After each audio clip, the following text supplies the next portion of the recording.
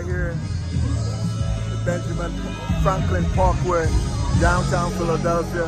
This is the National Festival here in the city of Philadelphia. This is usually a gathering,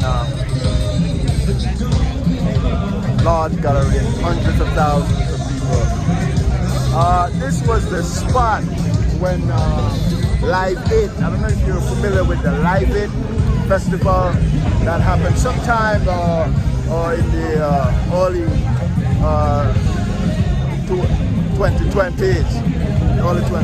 Live It concert was held here.